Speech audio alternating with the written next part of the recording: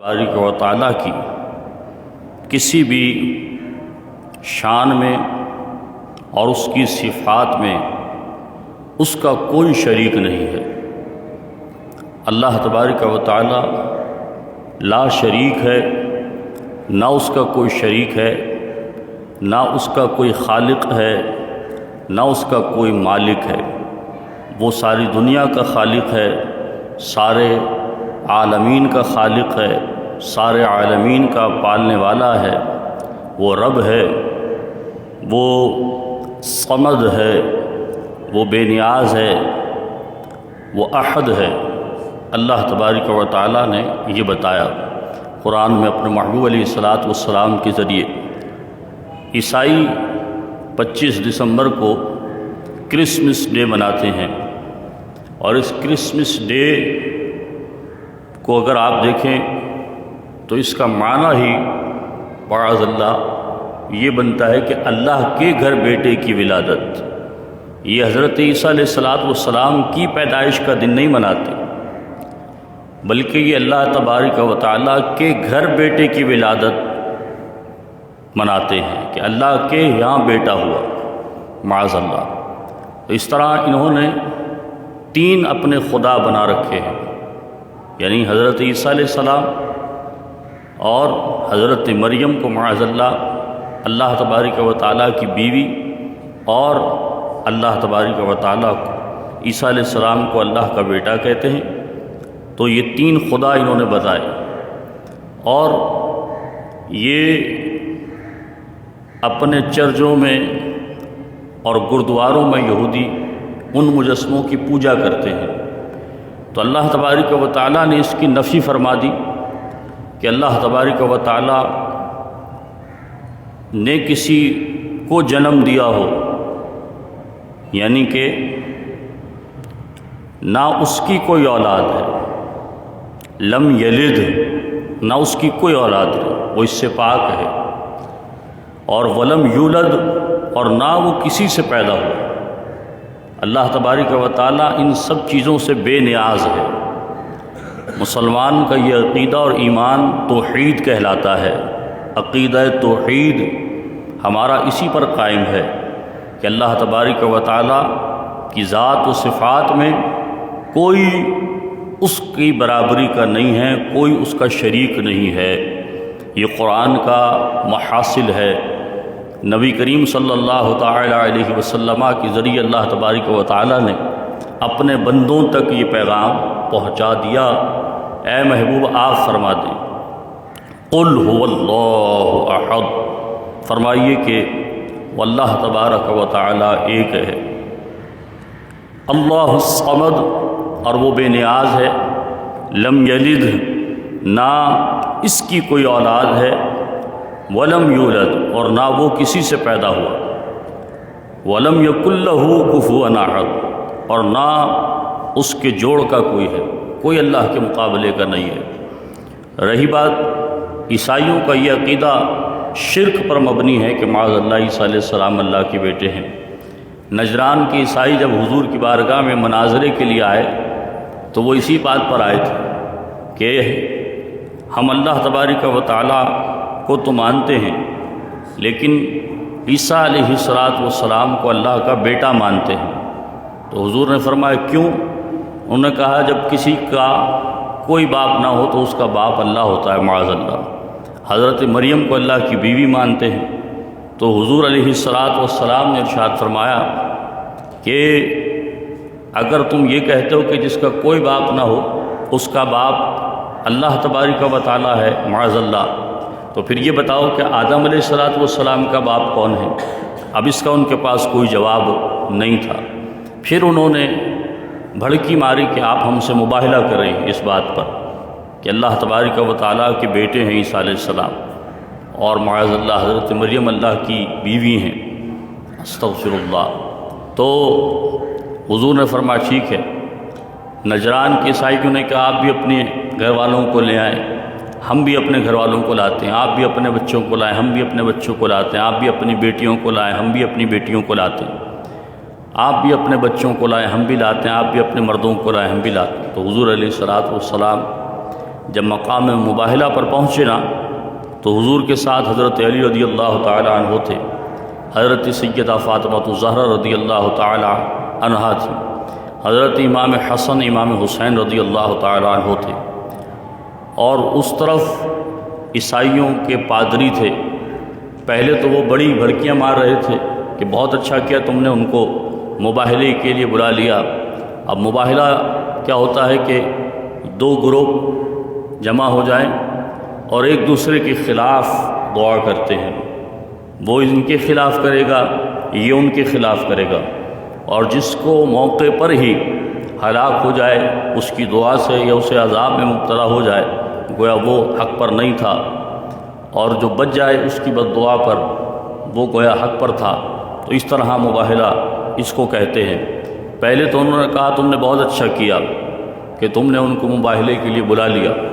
عیسائی پادری بڑے اچھل رہے تھے، لیکن جب حضور علیہ السلام کو دیکھا، جناب حضرت علی رضی اللہ تعالیٰ عنہ کو دیکھا، سیدہ فاطمہ الزہرا کو دیکھا کہ آپ چادر تطہیر میں ہیں اور آپ کے دونوں شہزادے حضور علیہ السلام کے ساتھ ہیں، حضرت امام حسن امام حسین رضی اللہ تعالیٰ عنہ۔ تو عیسائی پادریوں نے جب حضور کے چہرے کو دیکھا اور حضرت علی کو دیکھا، امام حسن امام حسین کو دیکھا، تو ان کے بڑے پادری نے ان سے کہا کہ چلو بھاگ چلو، یہاں سے واپس چلو، اس لیے کہ ہم ان سے مقابلہ نہیں کر سکتے، کیوں کہ یہ جو چہرہ ہے یہ چہرہ بتا رہا ہے کہ یہ حق پر ہے۔ سرکار دو عالم اور مجسم صلی اللہ تعالی علیہ وآلہ وسلم کا چہرہ دیکھ کر وہ سمجھ گئے کہ یہ حق پر ہیں، لہذا واپس چلو، اور یاد رکھو کہ اگر اس نے جو ان کو ساتھ لے کر آیا ہے یعنی نبی پاک علیہ السلام، انہوں نے اگر تمہارے خلاف دعا کر دی اور ان کے ساتھ والوں نے آمین کہہ دیا تو قیامت تک پھر زمین پر کوئی عیسائی باقی نہیں بچے گا، لہذا واپس لوٹ چلو۔ تو وہ مباہلے کے میدان سے فرار ہو گئے۔ تو بات اس پر تھی کہ اللہ تبارک و تعالیٰ واحد ہے، اللہ تبارک و تعالیٰ کا کوئی شریک نہیں ہے، اور قرآن میں اللہ تبارک و تعالیٰ نے یہ بات تو بہت پہلے ہی اللہ نے ذکر فرما دی۔ حضرت عیسیٰ علیہ السلام جب پیدا ہوئے تو حضرت عیسیٰ علیہ السلام کو اللہ تبارک و تعالیٰ نے اپنی قدرت سے، اپنی قدرت کے اظہار کے لیے بغیر باپ کے پیدا فرمایا۔ اور آپ دیکھیں کہ حضرت عیسیٰ علیہ السلام کو بغیر باپ کے پیدا کیا، اپنی قدرت کا مظہر اور اپنی قدرت کی شان دکھانے کے لیے، اور حضرت آدم علیہ السلام کو بغیر ماں باپ کے پیدا فرمایا، حضرت حوا کو بغیر ماں کے پیدا کیا، یعنی اس کی قدرت اور اس کی شان یہ ہے، ان اللہ علی کل شیء قدیر ہے، ہر چیز پر قادر ہے، ہر چیز پر قدرت رکھتا ہے۔ تو عیسائی یہ سمجھے کہ جب حضرت عیسیٰ علیہ السلام کا کوئی باپ نہیں ہے، بن باپ کے پیدا ہوئے تو معاذ اللہ یہ اللہ کے بیٹے ہیں، لیکن حضرت عیسیٰ علیہ السلام جب دنیا میں آئے تو کیا اعلان کرتے ہوئے تشریف لائے؟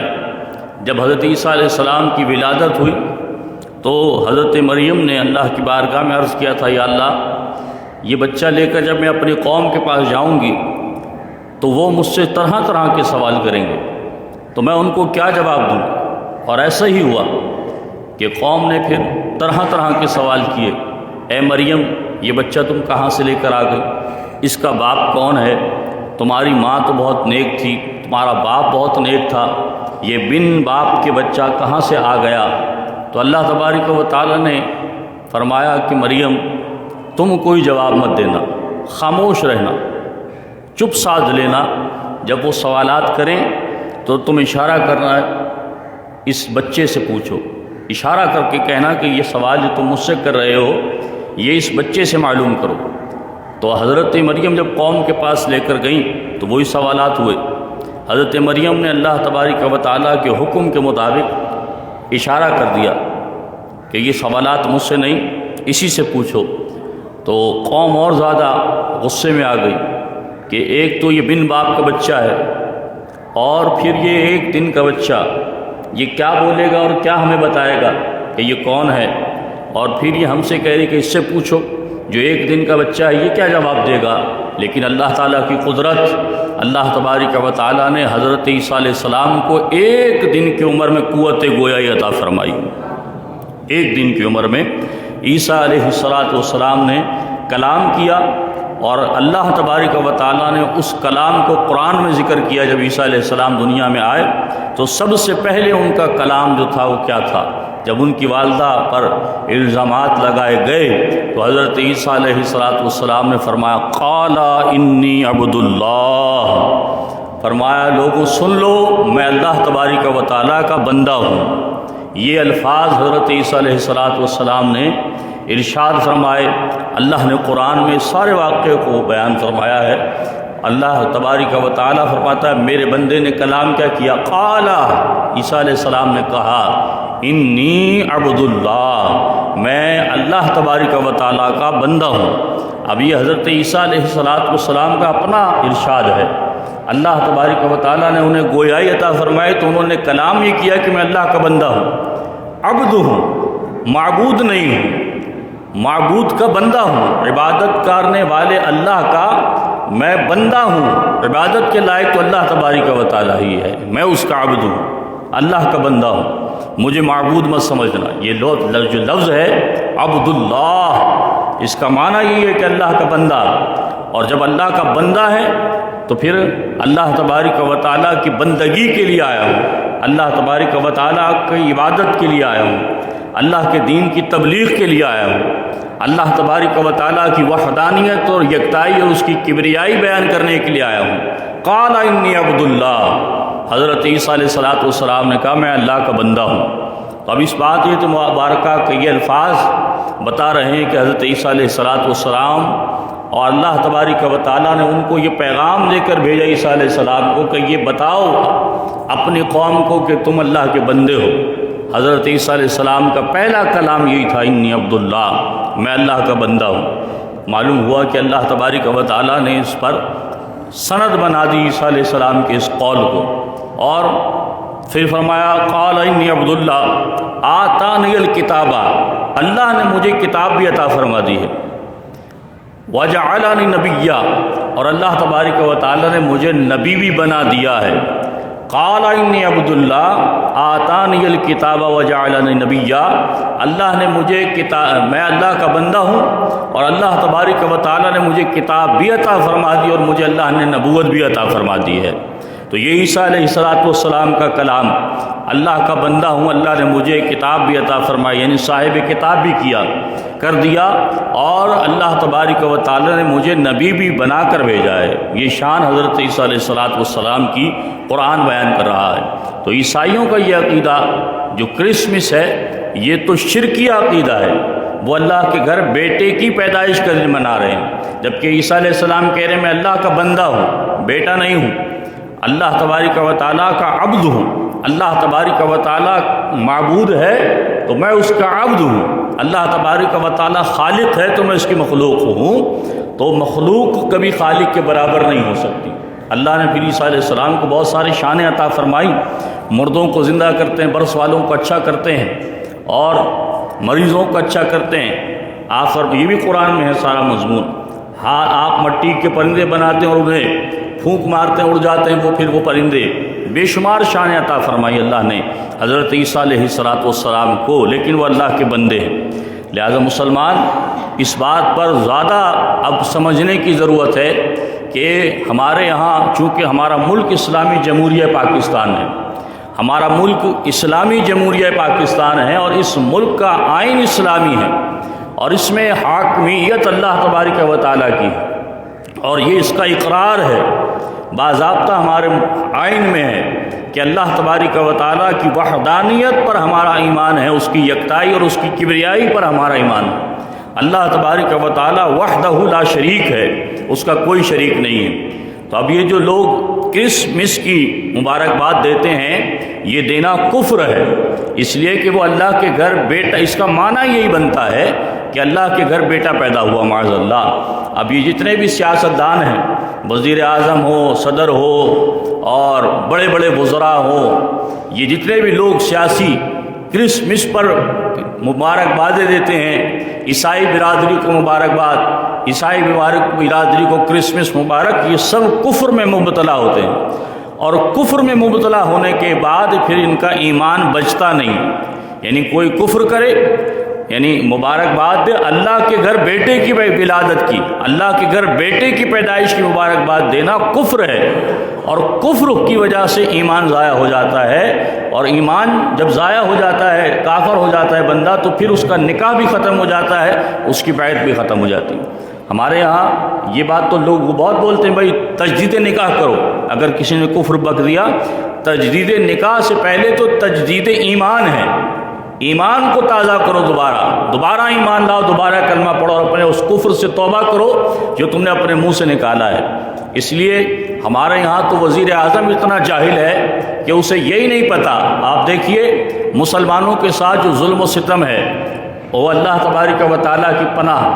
مسلمان اگر عقیدہ ختم نبوت کے حوالے سے کوئی کام کرے، تحفظ ناموس رسالت کے حوالے سے کوئی کام کرے، یا نبی کریم علیہ الصلوۃ والسلام کی عزت و عظمت کے حوالے سے کوئی کام کرے، اور نبی کریم علیہ الصلوۃ والسلام کی ختم نبوت، حضور علیہ السلام کی تعظیم کے حوالے سے کوئی کام کرے، یا نبی کریم علیہ الصلوۃ والسلام کے گستاخوں کے خلاف کوئی بات کریں تو ان کی آئیڈیاں بلاک ہو جاتی ہیں، مسلمانوں پر وہ ظلم و ستم ڈھایا جاتا ہے کہ اللہ کی پناہ۔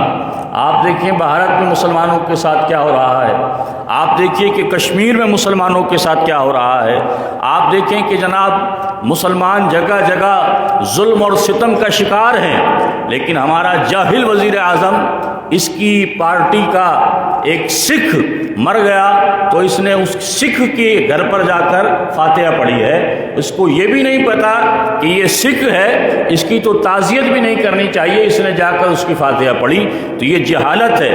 ایک بندہ جو قرآن و حدیث سے اتنا نابلد ہے کہ اسے یہی نہیں پتا کہ مسلمان کے لیے فاتحہ پڑھی جاتی ہے، نہ کہ کافر کے لیے، نہ کہ غیر مسلم کے لیے، لیکن جا کر وہاں پر اس نے فاتحہ پڑھی۔ اور ہمارے میڈیا کی آنکھیں اتنی اندھی ہیں کہ انہیں یہ نظر نہیں آتا، یہ سب نظر نہیں آتا۔ بلاول بھٹو یا بلاول زرداری اور یہ وزیر اعلیٰ سندھ مراد علی شاہ، شیری رحمان اور مولا بخش چانڈیو، نثار کھوڑو اور یہ سعید غنی، یہ جتنے بھی بڑے بڑے وزراء ہیں سندھ کے، ان کی باضابطہ ویڈیو موجود ہے کہ انہوں نے ہندوؤں کے تہوار ہولی اور دیوالی میں ڈیفنس کے ہندوؤں کے مندر میں جا کر اس کا بھجن گایا، اور بھجن گا کر اس کی آرتی اتاری بت کی، اور آرتی اتارنے کے بعد اس پر جو ہے وہ دودھ چڑھایا، اور یہ شرک میں مبتلا ہوئے، انہوں نے کسی ایک نے بھی توبہ نہیں کی۔ آپ اندازہ لگائیے کہ یہ ہمارے حکمرانوں کے حال یہ ہو گئے کہ انہیں پتہ ہی نہیں ہے کہ توحید اور اسلام کیا ہے، شرک کیا ہے، توحید کیا ہے، اس کا پتہ نہیں ہے۔ اللہ تبارک و تعالیٰ کی ذات میں، یعنی ہندوؤں کے ساتھ جا کر تم ہولی مناؤ، اور وہ کہتا ہے کہ اگر حالات اچھے ہوتے بلاول زرداری تو ہم ہندوؤں کے ساتھ ہولی جو ہے وہ بہت اچھے طریقے سے مناتے معاذ اللہ۔ تو ہولی یا دیوالی یہ ہندوؤں کا مذہبی تہوار ہے، مسلمانوں کے لیے تو روا ہی نہیں ہے کہ مسلمان کسی ہندو کے یا عیسائی یا سکھ یا کسی جو ہے وہ غیر مسلم کی مذہبی تہوار میں اسے مبارکباد بھی دے، اس کا تعلق ہمارے ایمان اور اسلام سے نہیں ہے۔ لہذا مسلمان کے تہوار پر مبارکباد دے گا، اور مسلمان کے لیے دعا کرے گا، فاتحہ پڑھے گا۔ مسلمان ہم اللہ تبارک و تعالیٰ کی وحدانیت اور رسول اللہ صلی اللہ علیہ وسلم کی رسالت و نبوت اور حضور کی ختم نبوت اور حضور علیہ الصلوۃ والسلام کا خاتم النبیین ہونا اور ختم الانبیاء والمرسلین ہونا، یہ ہمارا عقیدہ ہے۔ تمام انبیاء کرام علیہ السلام پر ہمارا ایمان ہے، لیکن تمام انبیاء کے ایمان کے ساتھ ساتھ، تمام انبیاء پر ایمان کے ساتھ ساتھ ہمارا ایمان یہ بھی ہے کہ حضور کے بعد بھی کوئی نبی نہیں آئے گا۔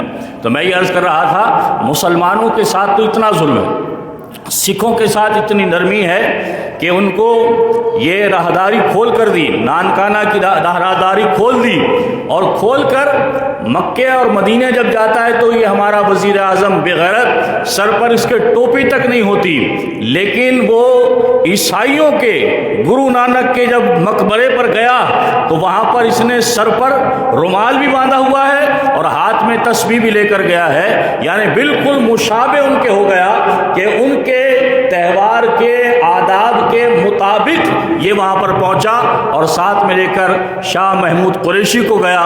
تو آپ اندازہ لگائیے، اور پھر یہ کہا جا رہا ہے تقریروں میں بار بار کہ نانکانہ میں جو مزار ہے گرو نانک کا جو مقبرہ ہے وہ تو اس سکھوں کے لیے مکہ اور مدینہ ہے، معاذ اللہ، استغفر اللہ العظیم الذی لا حول ولا قوۃ الا باللہ العلی العظیم۔ تو آپ اندازہ لگائیے یہ کفر کس طرح سے ہمارے ذہنوں میں ڈالا جا رہا ہے، شرک کس طرح سے ہمارے ذہنوں اور گمانوں میں گھسایا جا رہا ہے، اور مسلمانوں کو اقلیت میں ظاہر کیا جا رہا ہے، جبکہ مسلمان تو طول و عرض میں مسلمان پھیلے ہوئے ہیں پوری دنیا میں، اللہ کی وحدانیت کے ڈنکے بج رہے ہیں، لیکن حکومت ان لوگوں کے ہاتھ میں ہے جو اتنے جاہل ہیں کہ جن کو یہ بھی نہیں پتا کہ ہمارے رب کی شان کیا ہے۔ صرف یہ آیت پڑھ لینا ایاک نعبد و ایاک نستعین، تقریر شروع کرنے سے پہلے یہ آیت پڑھ لینا ہی ایمان کی دلیل نہیں ہوتا، بلکہ اللہ تعالیٰ کی وحدانیت اور جناب نبی پاک صلی اللہ علیہ وسلم کی ختم نبوت اور اللہ تبارک و تعالیٰ کے تمام انبیاء پر ایمان، اور یہ ایمان بھی لانا ضروری ہے کہ حضور کے بعد کوئی نبی نہیں آ سکتا، حضور آخری نبی ہیں۔ حضور نے خود ارشاد فرما دیا کہ میں آخری نبی ہوں، حضور نے فرمایا تم آخری امت ہو اور میں آخری نبی ہوں، مجھے تمہارے لیے چنا گیا اور تمہیں میرے لیے پس چنا گیا ہے، اب میرے بعد کوئی نبی نہیں آئے گا۔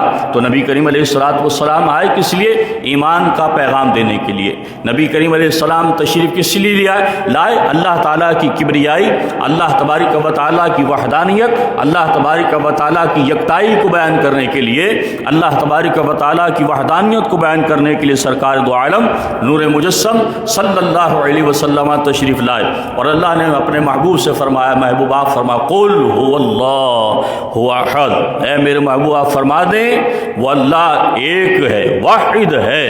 جب اللہ واحد ہے تو اب یہ کہنا کہ سکھوں کے لیے نانکانہ میں جو مزار ہے، مقبرہ ہے گرو نانک کا، وہ ان کے لیے مکہ یا مدینہ ہے، یہ بھی شرک ہوگا، اس لیے کہ وہ کفر ہوگا، اس لیے کہ مسلمانوں کے لیے مکہ اور مدینہ کوئی سیر و تفریح کی جگہ نہیں ہے، ہمارا مذہبی وہاں پر جو ہے وہ ہماری عبادت کا ایک ذریعہ ہے۔ مکے میں بیت اللہ ہے جس کی طرف رخ کر کر پوری دنیا کے مسلمان نماز پڑھتے ہیں اور اس کا طواف کیا جاتا ہے، اس کا وہاں پر حج کیا جاتا ہے، سنگ مرمر وہاں نصب ہے، مقام ابراہیم وہاں پر ہے، اور میزاب رحمت وہاں پر ہے، حتیم وہاں پر ہے، اللہ کا گھر ہے مقدس بیت اللہ وہ مکہ ہے، اور مدینہ اللہ تبارک و تعالیٰ کے محبوب علیہ الصلوۃ والسلام کا شہر ہے، مدینہ رسول حضور علیہ الصلوۃ والسلام کا شہر ہے، وہ ہمارے ایمانی جذبات کے ساتھ ان کا تعلق ہے۔ اور آپ یہ کہہ دیں کہ جناب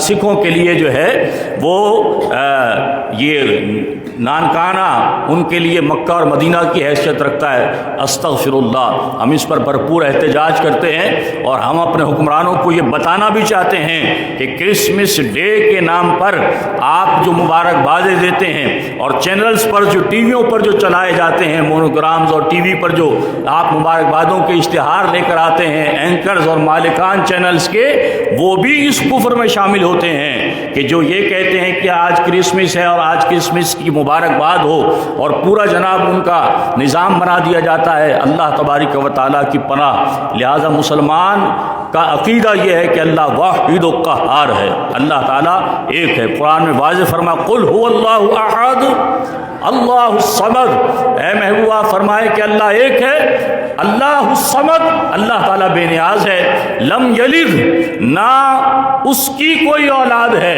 ولم یولد، اور نہ وہ کسی سے پیدا ہوا، ولم یکن لہ کفوا احد، نہ اس کے کوئی جوڑ کا ہے۔ یہ اللہ تبارک و تعالیٰ کی شان ہے، وہ اللہ تبارک و تعالیٰ ہمارا رب ہے، ہمارا خالق و مالک ہے۔ لہٰذا عیسیٰ علیہ السلام اللہ کے بندے ہیں، ہیں، اللہ تبارک و تعالیٰ کے نبی ہیں، اللہ کے رسول ہیں، صاحب کتاب ہیں، حضرت مریم کے بیٹے ہیں، اللہ نے انہیں بن باپ کے پیدا فرما کر اپنی قدرت کا اظہار فرمایا۔ اللہ تعالیٰ ہمیں اپنے مذہب اور دین پر، اسلام پر استقامت عطا فرمائے، اور اسلام کی ضروریات، ایمانیات کی جو تقاضے ہیں اللہ تعالیٰ ہمیں وہ سیکھنے اور سمجھنے کی توفیق عطا فرمائے۔ وما علینا الا البلاغ المبین۔